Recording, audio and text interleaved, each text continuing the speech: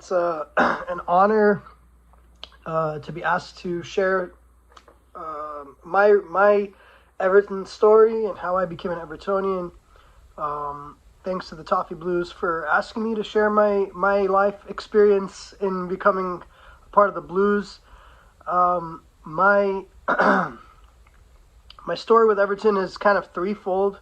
I began sort of dabbling with, I'm going to have to make a deep confession here, but I began sort of dabbling into Everton and following Everton when initially Tim Howard was loaned to Everton from Manchester United.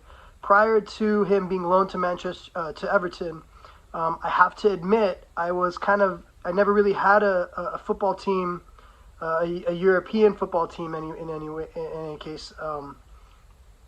I always kind of just followed players that were from the States that were playing out there, but I never really gave my heart or my support to any real team. I did start following Howard and seeing how he was doing at United, so I sort of just kind of supported him at United. I was around the same time that Cristiano Ronaldo was there, so I was like, oh, this guy is something worth following.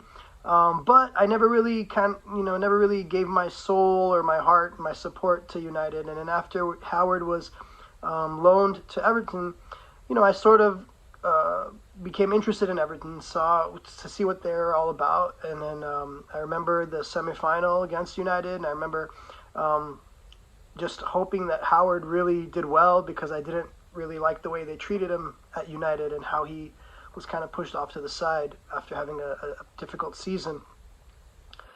So I started appreciating Everton and everything that Everton was about.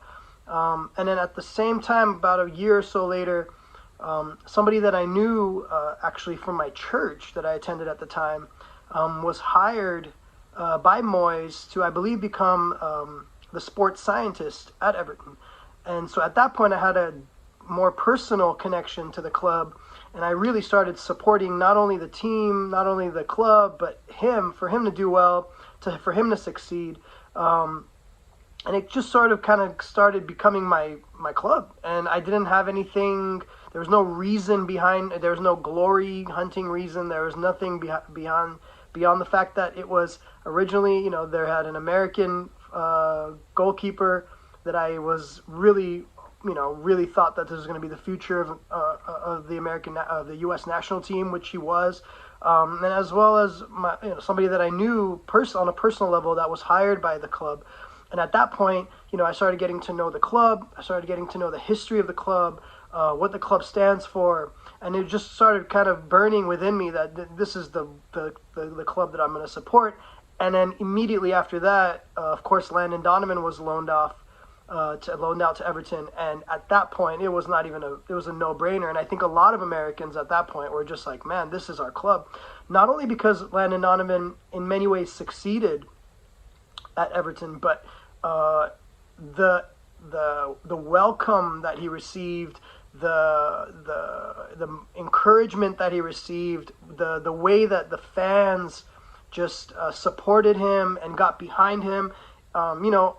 The reality is that Americans, we know how in many ways we're viewed in England in terms of what we think about in terms of football, how we speak about football, the words we use to explain things when we speak about football or soccer, and so we know that there's an element of as an American, you have to work a little bit harder to be accepted.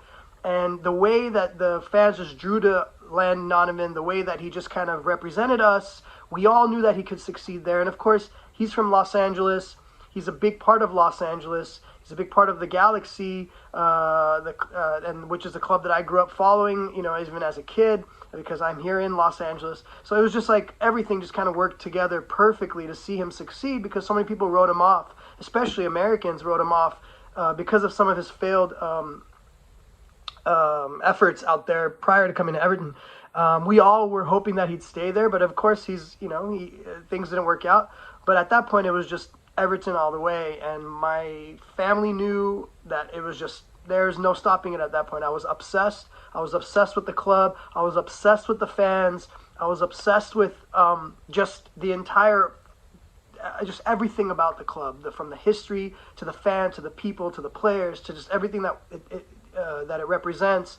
And my biggest, my next wave of Everton is just for years. I was like, I need to go to Goodison Park. I need to go to Goodison Park. And I ended up going to Goodison Park. And something that I haven't really shared with a lot of people, but a couple years prior to me leaving and going to Goodison Park, it was 2016 that I ended up going to Goodison Park in my first trip out there. But a couple years prior to that, leading up to that, my trip, I was having a really, really rough few years. I was in depression, anxiety attacks. I became a hypochondriac. I was just kind of all over the place, full of stress. And it was at the same time my wife was pregnant with our third child. And she was pregnant with our third child. And she walked up to me and she said, look, I don't know what's going to happen after we have our third kid, but you really need something to just kind of get back to who you were a couple years prior to this. And she said, I know how much you want to go to England and experience a match out there. Why don't you go ahead and book a trip and go out there? And at that time, it was one of those moments where I needed to escape. I needed to escape everything I was around. I booked the trip. I ended up having the most incredible experience, and some of the people who know me, who knew me when I got out there, who met me out there, but I ended up having the most incredible experience in Liverpool with Evertonians, with the club, but especially with the supporters. And immediately, I mean, there was for the lack of a better term, there was a hole in my heart that was just completely filled. And I already felt like I was part of a family, but it was really, in some ways, it was kind of distant. Everybody was out there, and I was over here, and just on Twitter or watching online. But it was, in that moment, it just became even more of a reality of how true the Everton family is and how real this thing is. I mean, you always hear about it. You hear about the People's Club, but the way that I was treated, the way that I just felt like I was a part of this family from the moment that I stepped foot in the city, I just cannot explain it. And in many ways, I always say God used Everton to bring me back. It was one of the most therapeutic experiences of my life. I came back really a changed person. It was perfect timing because we had our third kid. And if my head was the way it was prior to leaving, I don't know how I would have been with my third child and the way I would have lived. And in many ways, Everton just kind of saved me in some ways, kind of brought me back to life in a little bit. And the family that I became a part of immediately, being out there, and the friends that I've made that are like brothers to me now. The people I speak to people in Liverpool more often than I speak to some of my friends over here. And for me, it's an unexplainable thing, and it's a family that I appreciate dearly, and that led to the family that I was able to join and become a part of here in Los Angeles with the SoCal Everton group. And I really feel like it's like a little family that I have here, that we meet in the mornings, and it's an unexplainable thing, and we would do anything for one another.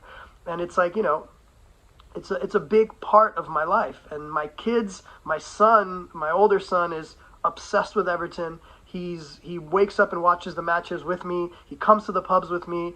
He wears the kit, and I've been having one amazing experience after the other with this family. And I know this is a long explanation, but I could go on for hours. And obviously, I even had that experience where I was able to meet Michael Keane. My son was able to play with Michael Keane. I was able to cut his hair, and he met up with the SoCal Everton group and just really embodied, again, what it means to represent Everton. And we are, in many ways, a family that is unlike any other, a football family that's unlike any other in the world. And, of course, there are amazing supporters and fan bases out there for other clubs, but there's really, really something unique.